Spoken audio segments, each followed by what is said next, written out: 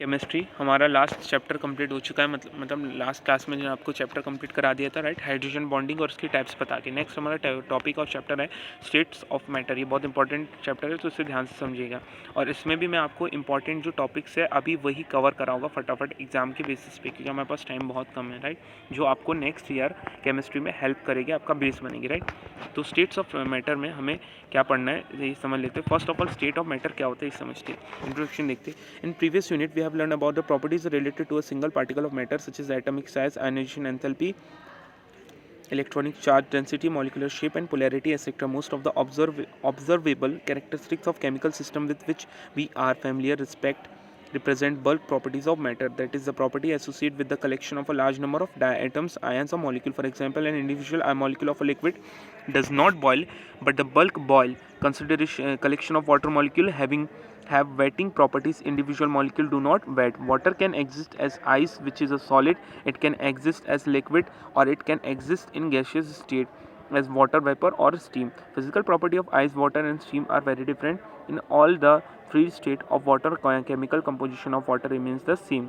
H2O. Characteristics of the three state of water depend on the energies of molecule and on the manner in which water molecule aggregate. Same is the true for other substance also. Chemical property of the substance do not change with the change of its physical state, but the rate of chemical reaction do depend upon the physical state. Many times in calculation, while dealing the data of experiments, we require knowledge of the state of matter. Therefore, it become necessary for chemists to know the physical laws which govern the behavior of matter in different state. In this unit, we will run more about this three physical state of matter, particularly liquid and gaseous state. To begin it with, it is necessary to understand the nature of intermolecular forces, molecular interaction, and the effect of thermal energy on motion of particle, because of balance between this determine the state of substance. तो ये जो है introduction मैं आपको अभी पढ़ के बताया हूँ, अगर आप इसमें समझ भी गए हो और नहीं समझे तो आपको इसी वे में बता दूँ कि स्टेट ऑफ मैटर मीन्स क्या होता है कि किसी भी पार्टिकल, एटम या आयन की स्टेट, कि वो लिक्विड में है, सॉलिड में है, गैस है। नॉर्मली स्टेट तो अगर आप देखोगे तो बहुत अलग अलग तरह की स्टेट हो सकती है, जैसे पर बेसिक स्टेट जो होती है, बेसिक स्टेट ऑफ मैटर होती है, वो होती है तीन टाइप्स की। कौन कौन सी? Solid, liquid, gas. अगर आप इसके अलावा बात करोगे तो सॉलिड और लिक्विड के बीच की एक स्टेट हो जाएगी, लिक्विड और गैस के बीच की एक स्टेट हो जाएगी, गैस और लिक्विड सॉलिड के बीच की एक स्टेट हो जाएगी। पर बेसिकली आप देखो तो सॉलिड, लिक्विड और गैस, ये तीन स्टेट ऑफ मैटर है जिसमें जो हर हमारे अर्थ में, हमारे यूनिवर्स में एग्जिस्ट करते हैं ना। अब सॉलिड, लिक्विड और गैस के बारे में आपको पता है, पर आपको बेसिकली मैं बता दूं सॉलिड क्या होता है, जिसे हम टच कर सकते, फील कर सकते, राइट, और उसका एक पर्टिकुलर शेप और साइज़ होता है जो कि चेंज नहीं हो सकता। लिक्विड क्या होता है, जिसे हम टच कर सकते, फील भी कर सकते, but they do not have any definite shape or size. It can be change or vary. And the last one is gaseous, जिसे हम ना फील कर सकते ना देख सकते, राइट, ना जिसे हम टच भी नहीं कर सकते और देख भी नहीं सकते, बट हम उसे फील कर सकते हैं, है ना, जैसे कि ऑक्सीजन फॉर एग्जांपल, ठीक है। सो ये तीनों जो चीज़ें मैंने आपको बताई, ये क्या है, हमारी स्टेट ऑफ मैटर है और इसी पे हमारा यूनिवर्स डिपेंड है। यहाँ पे मैंने आपको एक एग्जांपल बताया, जैसे वाटर। अगर आप वाटर को देखो तो वाटर तीनों स्टेट में एग्जिस्ट कर सकता है, और भी कई सारे सब्सटेंस है। तो वाटर ऐसा कॉमन है जो आप डेली लाइफ एग्जाम्पल में देखते हो। फॉर एग्जाम्पल कि आपने एक पानी लिया, ठीक है, एक कंटेनर में, तो अभी आप रूम टेम्परेचर में हो तो वो पानी जो रहेगा आपका, है ना, वो किस स्टेट में रहेगा? लिक्विड स्टेट में। पानी मीन्स लिक्विड स्टेट में, है ना, वो एक वाटर सॉल्वेंट है, राइट। पर आप उस पानी को रेफ्रिजरेटर में रखते हो, है ना, फ्रिज में रखते हो, तो थोड़ी देर बाद क्या हो जाएगा, फ्रीजर में वो बर्फ़ बन जाएगा। तो ये बर्फ़ बनने के बाद क्या हो गया, सॉलिड से कौन सी स्टेट में आ गए, लिक्विड से कौन सी स्टेट में आ गए, सॉलिड स्टेट में, स्टेट चेंज हो गई, राइट। वैसे ही अब आप इस बर्फ़ को जो कंटेनर है, मान लीजिए जिस कंटेनर में आपने जो पानी रखे थे वो बर्फ़ बन गया। अब इस कंटेनर को आप इसको गैस पे रख दो, है ना, और इसे बॉईल करो।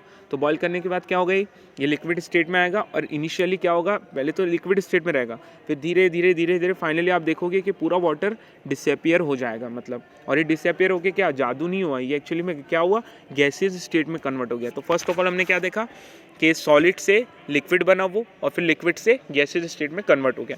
तो वाटर तीनों स्टेट को एग्जिबिट करता है, वाटर तीनों स्टेट को एग्जिबिट करता है ना। अब ऐसा क्यों हुआ? इनके मॉलिक्यूल्स के एनर्जी के कारण, इनके बीच के इंटरमॉलिक्यूलर फोर्सेस के कारण, है ना। अगर आप सॉलिड स्टेट की बात करो तो वहाँ पे पार्टिकल के बीच का जो फोर्स होता है, इंटरमॉलिक्यूलर फोर्स, वो बहुत स्ट्रांग होता है, इसलिए पार्टिकल एक दूसरे से एकदम चिपके हुए रहते हैं, तभी हम किसी पर्टिकुलर पार्टिकल या मैटर को हम टच करके पकड़ सकते हैं। उसका एक डेफिनेट साइज और शेप रहता है। वहीं अगर आप किसी पर्टिकुलर लिक्विड की बात करो तो वहाँ पे पार्टिकल के साइज, बीच का डिस्टेंस थोड़ा सा वेराई करता है, और उनके बीच का इंटरमॉलिक्यूलर फोर्स कैसा रहता है? कम रहता है इन कंपैरिजन टू सॉलिड, है ना। तो तब हम उस पानी की चीज़ को हम टच कर पाते, पी पाते हैं ना, उसे फील कर पाते, पर उसका कोई डेफिनेट शेप नहीं रहता, राइट। हाथ में लेके तो वो निकल जाता है, गिर जाता है। वही गैस की बात करो तो यहाँ पे तो पार्टिकल के बीच में बहुत लंबा डिस्टेंस रहता है, और इंटरमॉलिक्यूलर फोर्सेस भी बहुत बहुत मतलब वीक रहता है, जिसके कारण ये स्टेबल नहीं रह पाते, ना ही लिक्विड और ना ही सॉलिड स्ट्रक्चर फॉर्म कर पाते, ठीक है। सो नेक्स्ट हम देखेंगे आगे जो नया हमारा है वो है इंटरमॉलिक्यूलर फोर्सेस। अब इंटरमॉलिक्यूलर फोर्सेस क्या होते हैं, मैं फटाफट आपको रेट करके बता देता हूँ। So intermolecular forces are the forces of attraction and repulsion between the interacting particle, atom और molecule. This term does not include the electrostatic force that exist between the two oppositely charge ion and the force that hold atoms of a molecule together, that is covalent bond. It means it is the force which is a attraction and repulsion force, है ना, and that exists between the particles of atoms or molecule of a particular matter or solid. This term does not include the electrostatic force that exists between the two oppositely charged ion and the force that hold atom of a molecule and together, that is covalent bond. So it means by the intermolecular force actually में क्या है, ये एक attraction और repulsive force है जो दो particles atoms या molecule के बीच में exist करेगा, ठीक है। Next thing is attractive intermolecular forces are known as van der Waal forces in honor of Dutch scientist Johannes van der Waal 1837 to 1923, who explained the deviation of real gases from the ideal behavior through these forces. We will learn about this later in this unit. Van der Waal forces are very considerable in magnitude and include dispersion forces or London forces, dipole forces, and dipole-induced dipole force. A particularly strong type of dipole-dipole interaction is hydrogen bonding. Only a few elements can participate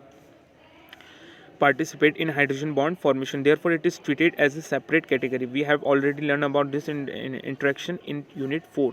At this point, it is important to note that attractive force between an ion and dipole are known as ion-dipole force, and these are not van der Waal forces. We will now learn about different type of van der Waal forces. Right. So van der Waal forces on attraction जो था, forces intermolecular force, ये कुछ भी नहीं है, बस basically एक ऐसा फोर्स, एक अट्रैक्शन और रिपल्शन फोर्स आप बोल सकते हो, जो दो किस पार्टिकल, एटम या आयन या मॉलिक्यूल के बीच में एग्जिस्ट करेगा और उनकी होल्डिंग कैपेसिटी को बना के रखेगा।